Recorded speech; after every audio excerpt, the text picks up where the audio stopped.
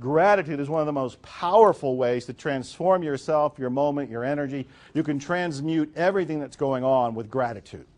Gratitude will accelerate your ability to pull into your life all the things that you would love to have, all the things that you think that would be cool, your experiences, your relationships, your health, all of these different things. How many have heard my pencil story? A couple of you. Decades ago, you know, I was homeless for a short time. I was in poverty for a very long time. And throughout it all, I was trying to work on myself. And I was going to the library, and I would go to the free lectures, and I would listen to the New Thought people and the Unitarian people and the self-help people. And more often than not, they talked about gratitude. And they would say, it's very important that you be grateful for what's going on. And I thought, yeah, right. You don't know what's going on. I am not grateful for this. I am not grateful for my life. I am not grateful for where I'm at. You bring me something to be grateful for, and I'll be grateful. And they would always say, that's the wrong, you're putting a cart before the horse. It's the wrong way. That's not how you do it. You have to practice gratitude for what you have now. You transmute your whole energy system, and then you start attracting things to match your new energy. As long as I stayed in the position of I'm unhappy, I'm miserable, I'm a victim, the world is out to get me, nobody's going to publish my work, I'm never going to get anything out there, I'm not going to make a difference in the world, I'm going to die unknown. As long as I put that energy out there, that's what I was getting back. Anybody have a pencil? Well, pen's fine. I remember taking a number 2 pencil, you know those yellow pencils? It says number 2. We probably had them when we were in grade school and so forth.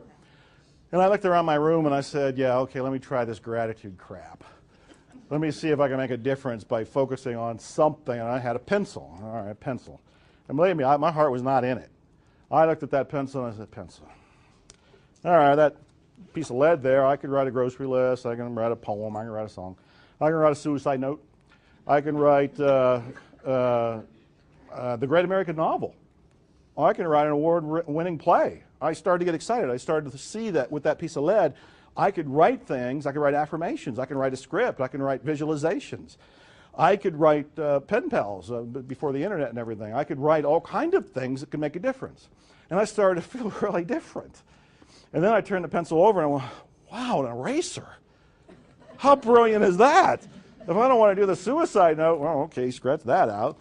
You know, if I not want to write something or buy something at the store or whatever, I just erase it. I'm like, what an incredible invention. It's really just a twig. It's a stick. And somebody put lead on one side and an eraser, a piece of rubber on the other side, and now we can change the world. And in fact, many people did change the world with a pencil because when they were writing, the Mark Twains of the world and Harriet Beecher Stowe, and they wrote books that transformed people, they didn't have computers. They were doing it longhand. Some had pen and ink and all of that. But I started to realize this pencil is a work of genius, and thank God for the pencil. Every time I feel that story, I change internally. My energy goes up, I feel happier, I'm zinging, I'm just plugged myself into an electrical outlet. Do you feel that, just hearing this?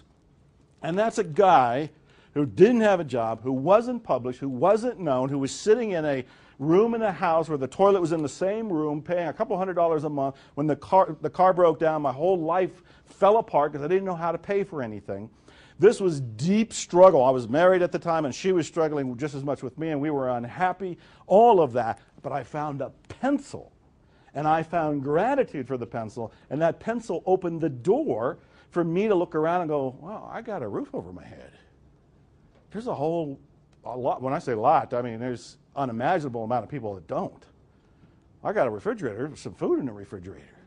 A whole lot of people don't have the refrigerator. They don't have a room for the refrigerator. And I have learned that the more you are grateful for your moments, the better the moments that come next, the more enriched they are, the more your dreams and those things that you wanted to, that you thought would be so cool, accelerate to come into your life. Keep in mind, when I did the pencil thing and I'm unknown, it opened the door for me. Today, more often than not, I get in my hot tub on my Texas property and I look at the sky and I'm saying, thank you, thank you, thank you.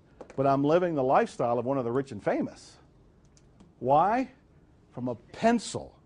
Because I'm practicing gratitude, and I'm still practicing gratitude today. Whether it's in the hot tub or as I go about my day, I look around just to say thank you. Thank you for the coffee. Thank you for Prosper is incredible, aren't they? Give them a round of applause. Prosper is just amazing. Yeah. Grateful for Prosper. Grateful for my life. Grateful for my health.